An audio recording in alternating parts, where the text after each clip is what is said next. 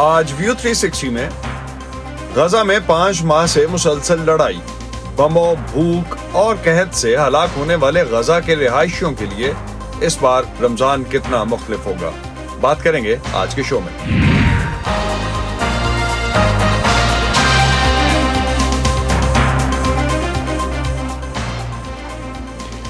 Voice of امریکہ کے Washington studios میں آپ سب کو خوش آمدید۔ آپ دیکھ رہے ہیں پروگرام ویو 360 اور میں ہوں اسد اللہ خالد۔ کل جب دنیا کے کئی ملکوں میں مسلمانوں نے رمضان کا پہلا روزہ رکھا تو جنگ زدہ غزہ میں بہت سے رہائشیوں کی آنکھ ایک بار پھر بمباری سے کھلی اور کچھ نے ایک مرتبہ پھر تباہ شدہ گھروں کے ملبے میں زندہ بچ جانے والوں اور لاشوں کی تلاش کی۔ اقوام متحدہ کے مطابق غزہ میں تقریباً 6 لاکھ کی آبادی کو غذائی قلت کی وجہ سے بھوک کا سامنا ہے۔ امدادی تنظیموں کے مطابق اس میں سے 3 لاکھ لوگ زندہ رہنے کے لیے جانوروں کا چارہ کھانے پر مجبور ہو چکے ہیں۔ گزشتہ ہفتے تک امید تھی کہ حماس اسرائیل مذاکرات کے نتیجے میں رمضان سے پہلے شاید عارضی جنگ بندی ہو جائے، لیکن مذاکرات کی ناکامی کے بعد 5 ماہ سے زیادہ عرصے سے جاری اس لڑائی کا جلد خاتمہ نظر نہیں آ رہا۔ غزہ میں زمینی راستے سے امداد کی ترسیل میں اضافے کی کوششوں میں ناکامی کے بعد ایک طرف امریکہ سمندر کے راستے امدادی سامان پہنچانے کے لیے ایک عارضی بندرگاہ قائم کر رہا ہے اور امریکی صدر رفح میں اسرائیل کے کسی ممکنہ حملے کو ریڈ لائن قرار دے رہے ہیں، لیکن وہ ساتھ ہی اسرائیل کے لیے اپنی مکمل حمایت کا اعادہ بھی کرتے ہیں۔ تو اس رمضان میں غزہ کے رہائشی فلسطینیوں کے لیے بھوک اور قحط میں روزے کیسے ہوں گے، اور کیا یہ تاثر درست ہے کہ مسلم دنیا اس تنازع میں صرف زبانی جمع خرچ سے کام چلا رہی ہے؟ آج کے پروگرام میں اسی پر بات کریں گے۔ غزہ کے علاوہ پاکستان اور خطے میں ہونے والی ڈیولپمنٹ سمیت دنیا بھر سے اہم خبریں اور ان پر تجزیے آپ ہماری ویب سائٹ urduvoa.com پر پڑھ سکتے ہیں۔ عالمی ادارے غزہ میں اس ماہ خوراک کی شدید قلت اور قحط کے بڑھتے ہوئے خدشے کے بارے میں خبردار کر رہے ہیں۔ غزہ جس کے لیے تنازعات نئے نہیں ہیں، وہاں کے شہریوں کے لیے اس رمضان کا آغاز کیسے ہوا، جانتے ہیں اس رپورٹ میں۔ اسرائیل اور حماس جنگ کے نتیجے میں بنیادی ضروریات زندگی کی قلت، خوراک کی فراہمی میں خلل اور دستیاب خوراک کی قیمتوں میں اضافہ ہوا ہے، جس سے شہری مزید بوجھ تلے دبے ہوئے ہیں، جو پہلے ہی اپنے گھر اور کاروبار کھو چکے ہیں۔ صاحب ابو جبل، جو اب جنوبی شہر کے ایک خیمہ کیمپ میں رہتی ہیں، کہتی ہیں کہ اس سال کا رمضان بالکل مختلف ہے۔ رمضان السنہ مختلف، یہ دوسرے سالوں کی طرح نہیں ہے جب رمضان کے دسترخوان پر طرح طرح کے کھانے ہوتے تھے۔ اس سال خدا جانے ہمیں کھانا ملے گا یا نہیں۔ بہت سے لوگ روزے سے ہوں گے اور انہیں افطاری کے لیے کھانا بھی میسر نہیں ہوگا۔ اس کے باوجود انہوں نے کہا کہ فلسطینی سجاوٹ کرنا اور جشن منانا چاہتے ہیں۔ فلسطینی رمضان کے آغاز سے چند روز قبل بازاروں میں نکلنے، کھانے پینے کی اشیاء اور سجاوٹی چیزوں کی خریداری کے عادی ہیں۔ تاہم مارکیٹس میں ڈبہ بند خوراک کی محدود دستیابی کی وجہ سے یہ سال مختلف ہے۔ قحط کے بڑھتے ہوئے خطرے سے مرنے والوں کی تعداد میں اضافے کا خطرہ ہے، جو کہ غزہ کے محکمہ صحت کے حکام کے مطابق پہلے ہی 31,000 سے تجاوز کر چکی ہے۔ جنگ بندی کی کوششوں میں اب تک کوئی پیش رفت نہیں ہوئی۔ گزشتہ برسوں کی طرح اس سال رمضان مبارک کی آمد کی کوئی زیادہ تیاریاں نہیں ہیں، جہاں ہم اپنے گھروں کو سجاتے تھے اور بازاروں میں سامان خریدنے جاتے تھے، لیکن اس سال ہم جنگ کے ماحول میں رہ رہے ہیں اور اپنے بہت سے عزیزوں کو کھو چکے ہیں جو ہلاک ہو چکے ہیں۔ ہم انہیں یاد کریں گے۔ سچ کہوں تو اس سال رمضان المبارک کا مہینہ بہت اداس ہے۔ بدتر معاشی اور رہنے سہنے کے خراب حالات کے باوجود کچھ فلسطینی اب بھی اپنی زندگیوں میں کچھ وقتی مثبت تبدیلی کے خواہاں ہیں، جس کے لیے وہ خیموں کو سجانے کے لیے خرید و فروخت کر رہے ہیں۔ واللہ الحمدللہ، جنگ کی وجہ سے رمضان المبارک کی سجاوٹی اشیاء خریدنے کی مانگ بہت کم ہے، لیکن بے گھر ہونے والے افراد اپنے بچوں کو خوش کرنے کے لیے ماہ رمضان کا کچھ ماحول پیدا کرنے کی کوشش کر رہے ہیں۔ جنگ اور اپنے گھروں کی تباہی کے باوجود وہ اپنے خیموں میں سجاوٹ کرنے کی کوشش کر رہے ہیں تاکہ رمضان کے ماحول سے لطف اندوز ہو سکیں۔ رمضان شروع ہونے سے پہلے غزہ میں بہت سے لوگ اس لڑائی کے جلد خاتمے کی امید کر رہے تھے تاکہ علاقے میں ضروری امداد کی خاطر خواہ مقدار پہنچ سکے۔ Imran Jadoon, Voice of America. اگرچہ کئی ممالک کوشش کر رہے تھے کہ رمضان سے پہلے فریقین کے درمیان جنگ بندی کا کوئی معاہدہ طے پا جائے، لیکن کوئی مثبت پیش رفت نہیں ہو سکی۔ اقوام متحدہ کے سیکرٹری جنرل نے اسرائیل اور حماس پر زور دیا ہے کہ وہ بندوقوں کو خاموش کر کے मुसलमानों के मुकद्दस महीने का एहतराम करें और हमास 7 अक्टूबर को जनूबी इसराइल के हमले के दौरान अगवा किए गए तमाम इजरायली यरगमालियों को रिहा करें। Today marks the start आज से रमज़ान के मुकद्दस महीने का आगाज हो रहा है, एक ऐसा वक्त जब दुनिया भर के मुसलमान अमन, मुफाहमत और यकजहती की इक़्तिदार को मनाते और फैलाते हैं। रमज़ान शुरू होने के बावजूद गजा में कत्लो गारत, बमबारी और खून रेजी जारी है। even though Ramadan has begun, the killing, bombing and bloodshed continue in Gaza. गुज़िश्ता weekend America के शहर लॉस एंजलिस में ऑस्कर्स या एकेडमी अवार्ड्स की तकरीब के मौके पर कुछ लोगों ने डॉल्बी थिएटर्स के बाहर जमा होकर गजा में जंग के खिलाफ एहतजाज किया। एकेडमी अवार्ड्स की तकरीब में कुछ सेलिब्रिटीज़ ने गजा जंग पर बात की या फिर अपने लिबास पर सुर्ख पिन लगाकर फौरी जंगबंदी के मुतालबे की हिमायत की। गजा में जंगबंदी का मुतालबा करने वाले मुजाहिरीन ने एकेडमी अवार्ड्स की तकरीब की मुनासबत से अपने एहतजाज के slogan no awards for genocide यानी नस्लकुशी के लिए कोई अवार्ड नहीं के प्लेकार्ड्स उठा रखे थे। गजा जंग के खिलाफ एहतजाज की ये लहर थिएटर के अंदर भी नजर आई जब चंद अदाकारों ने खुलकर रेड कारपेट पर और अवार्ड्स की तकरीब के दौरान भी गजा जंग की सख्त अल्फाज में मजम्मत की। कुछ ने सुर्ख रंग की पिन लगाकर अपना एहतजाज रिकॉर्ड कराया।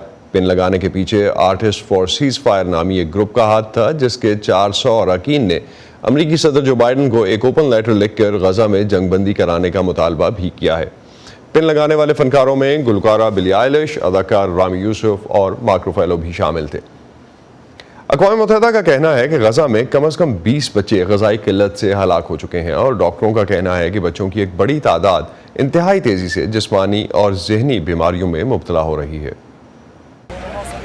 इसराइल और हमास की जंग शुरू होने के बाद से गजा के बच्चे स्कूल नहीं गए हैं, लेकिन गजा में वालिदैन का कहना है कि इस वक्त बच्चों का स्कूल न जाना उनके मसाइल में सबसे आखिर में है। अक़वाम मुत्तहिदा के आदाद शुमार बताते हैं कि जंग में 12,000 से ज्यादा बच्चे हलाक हो चुके हैं और हालिया हफ्तों में 20 बच्चे भूख से मर चुके हैं। इसके अलावा 17,000 बच्चे ऐसे हैं जिनके वालिदैन जंग में मारे गए हैं या वो उनसे जुदा हो चुके हैं। गजा में तकरीबन तमाम बच्चे अपने घर छोड़ने पर मजबूर हुए हैं और वालिदैन का कहना है कि जिन बच्चों की देखभाल हो रही है वो भी सदमे का शिकार हैं। मेरा बेटा रात को मुसलसल जागता है, रोता है। वो कहता है मुझे अपने अब्बू याद आते हैं, काश हम घर वापस जा सकते। मैं पहले जैसी मामूल की जिंदगी जीना चाहता हूँ। गजा की वजारत सेहत के मुताबिक गजा में तकरीबन 31,000 अफराद हलाक हो चुके हैं। जंग 7 अक्टूबर को शुरू हुई जब हमास ने इसराइल पर हमला किया, जिसमें 1200 अफराद हलाक और 240 को यरगमाल बनाया गया। गजा की 20 लाख से ज़ायद आबादी में से ज़्यादातर अब मिस्र की सरहद के करीब रफा में हंगामी पनाह गाहों में रिहाइश पजीर है। इस अस्पताल में बच्चों के डॉक्टरों का कहना है कि हर वो बच्चा जिसे वो देखते हैं वाज़े तौर पर किसी नफ्सियाती या जिस्मानी सदमे और भूख के नतीजे में होने वाली अलामात से मुतासिर है। इन सब को नशोनुमा में मसाइल का सामना है। ये सब बीमार हैं, यहाँ तक कि माएँ अपने बच्चों को दूध नहीं पिला सकती। वो कहती हैं मैं उन्हें देने के लिए दूध पैदा नहीं कर सकती और मैं दूध कैसे खरीदूँ। उनका कहना है कि कुछ बच्चे वाज़े तौर पर बमों, तैयारों की और अपने खानदान या पड़ोसियों में से हलाक होने वालों की शनाख्त कर सकते हैं। कुछ दीगर बच्चे हर वक्त रोते हैं और अपने वालिदैन से चिमटे रहते हैं। बहुत से वाहिमे का शिकार हैं, लेकिन ऐसे भी बच्चे हैं जिन्हें अब भी उम्मीद है कि वो अपने अजीजों से दोबारा मिलेंगे। मैं घर जाना चाहता हूँ। वालिदैन का कहना है कि बच्चों को तकलीफ में देखकर दिल दुखता है। माएँ अपने बच्चों के सवालों का जवाब नहीं दे सकती, वो अपनी ज़रूरियात बयान नहीं कर सकते, वो उनकी ज़रूरियात पूरी नहीं कर सकती, यहाँ तक कि खाने की भी। बच्चे गोश्त, मछली, चॉकलेट या मिठाई मांगेंगे जो वो खाते थे, लेकिन अब हम वो मुहैया नहीं कर सकते। इसराइल का कहना है कि उसने गजा तक पहुंचने वाली इमदाद की मिक़दार पर कोई पाबंदी नहीं लगाई, लेकिन वो ये बात यकीनी बनाने के लिए कि हमास हथियार ना ले जाए तमाम सामान का मुआयना करने पर इसरार करता है। लेकिन एमनेस्टी इंटरनेशनल ने इसराइली फौज पर इल्ज़ाम आयद किया है कि वो इलाके में दाखिल होने वाली इमदाद को तेज़ी से महदूद कर रही है। अक़वाम मुत्तहिदा का कहना है कि अगर गजा में इमदाद की रसाई ड्रामाई तौर पर बेहतर नहीं हुई तो बड़े पैमाने पर कहत पड़ जाएगा। उनका कहना है कि वो हवाई या समंदरी रास्ते से इमदाद फराहम करने की कोशिशों का खैर मुक़दम करते हैं, लेकिन ये ज़मीनी रास्ते से बड़े पैमाने पर आ सकने वाली इमदाद का मुतबादिल नहीं हो सकता। हैदर मुर्डॉक के साथ सबशा खान, वॉइस ऑफ अमेरिका। اسرائیلی وزیراعظم بنیامن نیتنیاہو نے اتوار کو صدر بائیڈن کے رفح کو ریڈ لائن قرار دیے جانے کے بیان کے بعد ایک ٹی وی انٹرویو میں غزہ کے جنوبی شہر رفح میں اسرائیلی فوج بھیجنے کے اپنے ارادے کو دہراتے ہوئے کہا کہ امریکی صدر بائیڈن کی طرح ان کی بھی ایک ریڈ لائن ہے کہ 7 اکتوبر دوبارہ نہ ہو۔ اسرائیلی وزیراعظم نے دوبارہ کہا کہ اسرائیلی افواج حماس کو شکست دینے اور اسرائیلی یرغمالیوں کو بچانے کے لیے اسرائیلی کوششوں کے ایک حصے کے طور پر رفح میں داخل ہوں گی۔ اس سے پہلے ہفتے کے روز ایک انتخابی ریلی کے دوران صدر جو بائیڈن نے کہا تھا کہ اسرائیل کی طرف سے اگر رفح پر قبضہ کیا جاتا ہے تو یہ ان کے لیے ایک ریڈ لائن کو عبور کرنا ہوگا، لیکن بعد میں ایک امریکی ٹی وی چینل MSNBC کے پروگرام دی سیٹرڈے شو میں جب ان سے اس بارے میں پوچھا گیا تو بائیڈن نے کوئی واضح جواب نہیں دیا، البتہ انہوں نے اسرائیلی وزیر اعظم پر سخت نکتہ چینی کی۔ He has a right to defend Israel. Benjamin Netanyahu کو اسرائیل کے دفاع کا حق ہے، حماس کا پیچھا جاری رکھنے کا حق ہے، لیکن انہیں اپنی کارروائی کے نتیجے میں معصوم جانوں کے ضیاع پر توجہ دینی چاہیے۔ میری نظر میں وہ اسرائیل کی مدد کرنے سے زیادہ اسے نقصان پہنچا رہے ہیں۔ یہ اس کے برعکس ہے جو اسرائیل کی اساس ہے، اور مجھے لگتا ہے کہ یہ ایک بہت بڑی غلطی ہے۔ لہٰذا میں جنگ بندی دیکھنا چاہتا ہوں، اور میں اس کا آغاز 6 ہفتے کی مدت کے لیے قیدیوں کے بڑے تبادلے کے ساتھ کر رہا ہوں۔ ہم رمضان کے آغاز پر ہیں، ایسا نہیں ہونا چاہیے، اور ہمیں اس جنگ بندی کو آگے بڑھنے کے لیے استعمال کرنا چاہیے۔ And we should build off of that ceasefire. صحافی ہریندر مشرا اس وقت ہمارے ساتھ ہیں، یروشلم سے ہمیں جوائن کر رہے ہیں، ان سے جانتے ہیں کہ گراؤنڈ لیول ریالٹی کیا ہے۔ ہریندر، جو حالات ہیں وہاں انہیں دیکھ کر یا جو معلومات آپ کو مل رہی ہیں، فلسطینیوں کے لیے یہ رمضان کیسے شروع ہوا ہے؟ دیکھیں، رمضان کے سمے پر ہمیشہ دیکھا گیا کہ اس وقت یہاں کافی کشیدگی ہوتی ہے، خاص کر کے مشرقی یروشلم میں۔ غزہ اور ویسٹ بینک جو ہے وہاں پر بھی کافی پابندیاں جو ہے وہ اسرائیل ہر سال لگاتا ہے، اور اس سال بھی کئی طرح کی پابندیاں جو ہیں وہ نظر آ رہی ہیں۔ کل میں مشرقی یروشلم کے کئی علاقوں میں گیا، وہاں پر فلسطینی جو آبادی ہے اس کے کئی لوگوں سے میری بات ہوئی، کیونکہ کل رمضان کا پہلا دن تھا، اور لوگ جو ہیں وہ کافی ہتاش نظر آئے، وہ کافی مایوس تھے، اور ان کا یہ کہنا تھا کہ یہ شاید کئی دشکوں میں، جو کئی دہائیوں میں، یہ ان کا سب سے مشکل جو ہے دور ہے، رمضان کا دور۔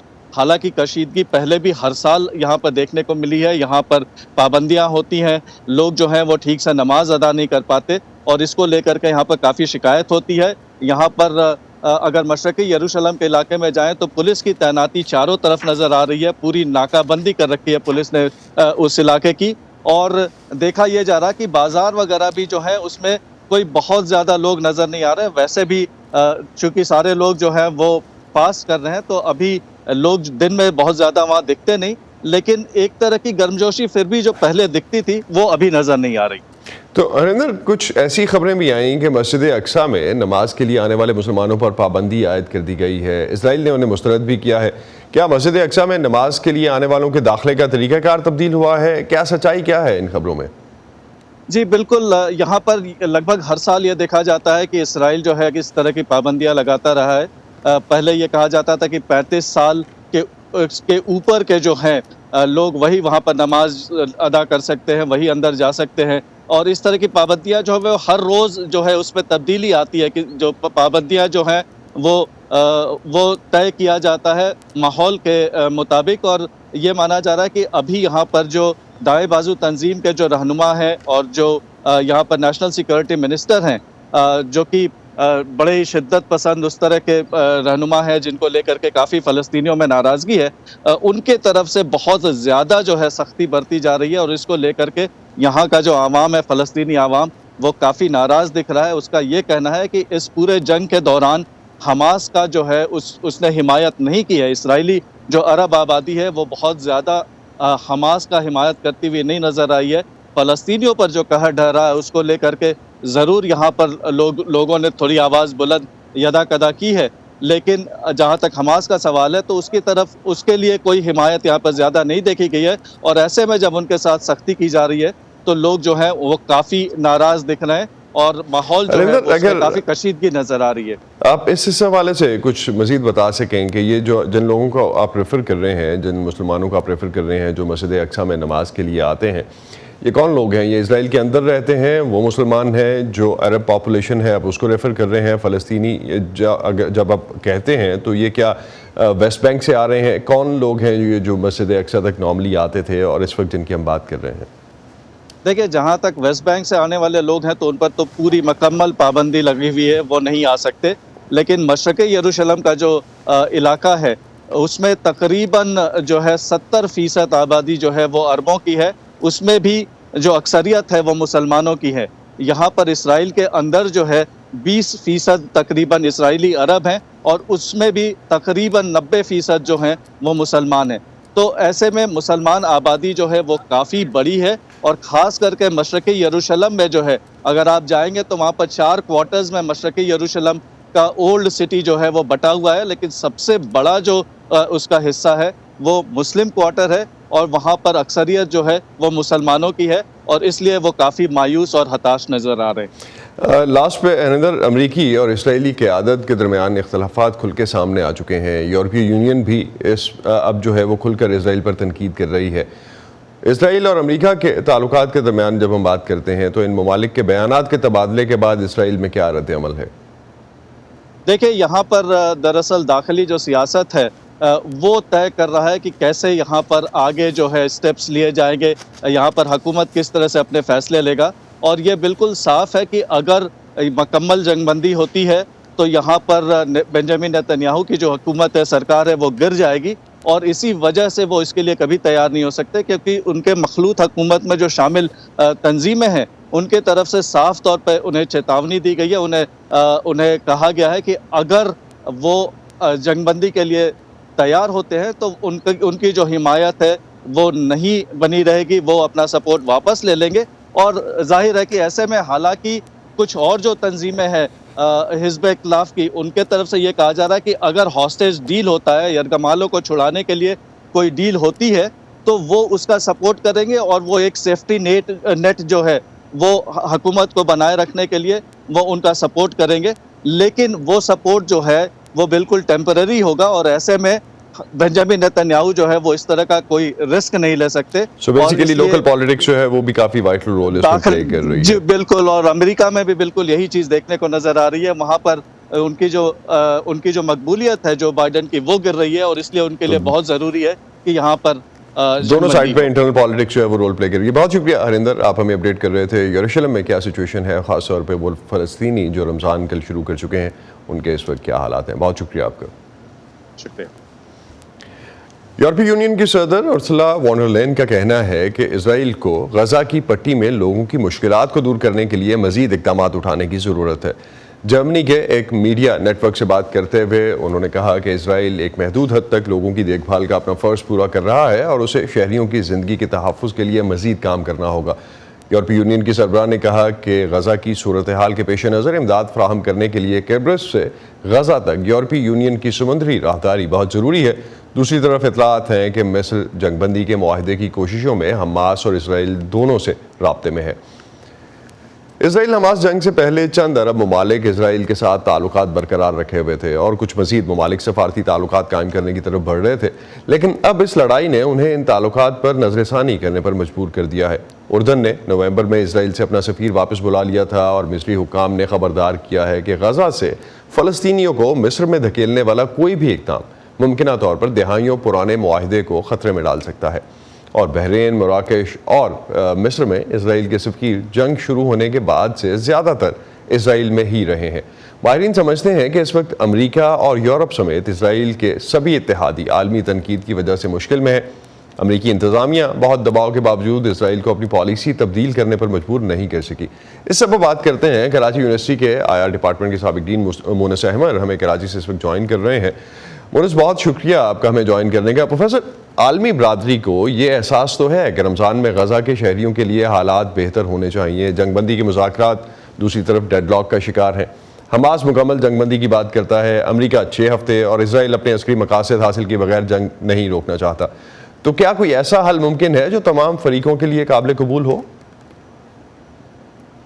मेरे ख्याल में इसमें जो हल जो फरीकैन के लिए काबिल कबूल हो सकता है वो तो ये है कि हमास जो है उसने जो यरगमाली अपने पास रखे हुए हैं इसराइल के उनको वो रिहा करें, क्योंकि ये एक ऐसा इशू है जिस पे इसराइल जो है वो मेरे ख्याल में कॉम्प्रोमाइज़ नहीं करेगा। जितनी भी तादाद है, पहले भी हमास ने कुछ रिहा किए थे اور کچھ فلسطینی جو قیدی تھے ویسٹ بینک میں ان کو اسرائیل نے رہا کیا تھا. مگر بات یہ ہے کہ جب تک حماس جو ہے وہ تمام یرغمالیوں کو رہا نہیں کرتا اس وقت تک برف نہیں پگھلے گی. دوسری طرف اسرائیل کو بھی سوچنا چاہیے کہ اس جنگ میں 5 مہینے کی جنگ میں اسرائیل جو ہے وہ حماس کو ختم نہیں کر سکا. جو اسرائیل کا دعویٰ تھا کہ وہ حماس کو نیست و نابود کر دے گا, اس کو بالکل اس کا وجود جو ہے وہ ختم ہو جائے گا تاکہ 7 اکتوبر 2023 جیسا واقعہ جو ہے دوبارہ نہ ہو. تو اسرائیل کو لچک دکھانی پڑے گی, لچک جو ہے وہ حماس کو دکھانی پڑے گی. جب تک یہ نہیں ہوگا اس وقت, کیونکہ حماس نے ایک چیز تو یہ ہے کہ حماس جو ہے وہ اسرائیل کو شکست نہیں دے سکا, اسرائیل حماس کو شکست نہیں دے سکا. تو ایک زیرو سم گیم ہے, اور جس کی وجہ سے جو نقصان ہے, جو آفت ہے, جو مصائب ہیں, جو غزہ کے 20 لاکھ 22 لاکھ کے قریب جو آبادی ہے وہ سفر کر رہے ہیں, یہ ایک ہیومن کیٹاسٹرافی ہے. اور میرے خیال میں اس میں نہ صرف مسلم ورلڈ یا جو عرب نیبرز ہیں اس کے غزہ کے اور ویسٹ بینک کے فلسطینیوں کے, ان کو احساس ہونا چاہیے کہ ہماری کنٹریبیوشن کیا رہی ہے. تو آپ کو کیا لگتا ہے پروفیسر, آپ کو کیا لگتا ہے مسلم دنیا جو ہے وہ اس تنازع کو بھول گئی ہے؟ ان کی غزہ میں بحران کو کم کرنے میں کتنی دلچسپی نظر آتی ہے آپ کو؟ دیکھیے لفاظی تو انہوں نے بہت کی ہے, ریٹرک انہوں نے بہت کی ہے کہ ان کی امداد کریں گے, ان کو ان کے مصائب سے ان کی جان چھٹ جائے گی. مگر عملی طور پہ نہ عرب لیگ نے کچھ کیا, نہ OIC نے کچھ کیا. اور پھر اس کے علاوہ جیسے ٹرکی ہے, ٹرکی جو ہے صرف کچھ رسمی قسم کے اقدامات اٹھا لینا, یا اردن, مگر انہوں نے مایوس کیا ہے پہلے کی طرح. مطلب مجھے کوئی تبدیلی نظر نہیں آئی تو جو عرب دنیا جی. تو حالیہ ہفتوں میں اگر ہم دیکھتے ہیں عالمی برادری نے نئے طریقے یعنی جہازوں کے ذریعے امداد پہنچانا شروع کی ہے, اور صدر بائیڈن نے غزہ میں عارضی بندرگاہ قائم کرنے کا اعلان بھی کیا. غزہ میں امدادی سرگرمیوں کے لیے یہ اقدام کتنا اہم سمجھتے ہیں آپ؟ دیکھیے یہ تو عارضی طور پہ ہے, کیونکہ 22 لاکھ کی آبادی کے لیے جو ایئر ڈراپس یعنی کہ جو آپ پیراشوٹس کے ذریعے جو امدادی سامان گرائیں گے وہ کتنے لوگوں تک پہنچتا ہے. اور یہ بھی اطلاعات ہے کہ اسرائیل نے ان افراد پہ فائرنگ کی جو کہ وہ امداد لینے کے لیے جمع ہوئے تھے. Professor I was referring to جو عارضی پورٹ کی بات کی جا رہی ہے, عارضی بندرگاہ کی بات کی جا رہی ہے. وہ اچھا ہے. وہ دیکھیں بائیڈن ایڈمنسٹریشن ظاہر ہے کہ یہ الیکشن ایئر ہے 2024, اور اس میں جو ریپبلکن پارٹی ہے, ڈیموکریٹک پارٹی ہے, وہ ان کے جو کمپٹیٹرز ہیں جوزف بائیڈن اور ہو سکتا ہے ڈونلڈ ٹرمپ صاحب بھی, اگر ان کی نامنیشن ہو گئی تو وہ یہ نہیں چاہیں گے کہ وہ اسرائیل کو ناراض کریں. مگر اس کی قیمت ان کو یہ ادا کرنی پڑی ہے کہ عالمی سطح پہ امریکہ کی ساکھ جو ہے وہ متاثر ہوئی ہے, اور امریکہ کے اندر جو عرب پاپولیشن ہے, جو مسلم پاپولیشن ہے, جو ان کا ووٹ بینک ہے جتنا بھی ہے, وہ ایٹ اسٹیک ہو گیا ہے. تو وہ جو ووٹ کی بات آپ کر رہے ہیں یہ ٹھیک ہے ایک عارضی طور پہ ہو سکتا ہے, مگر کس حد تک امریکہ جو ہے وہ فلسطینیوں کی غزہ میں مدد کر سکتا ہے یہ دیکھنے والی بات ہے کہ کیا امریکہ جو ہے, جیسے ریڈ لائن کی بات کی گئی کہ رفح کراسنگ جو ہے وہ ریڈ لائن ہے, اس پہ آپ حملہ نہ کریں. تو اس پہ بھی ہم نے جی پروفیسر اس پہ بھی ہم نے ڈفرینٹ بیانات دیکھے. بہت شکریہ. ہم اسی ڈسکشن کے سلسلے کو کسی اور پروگرام میں آگے بڑھائیں گے.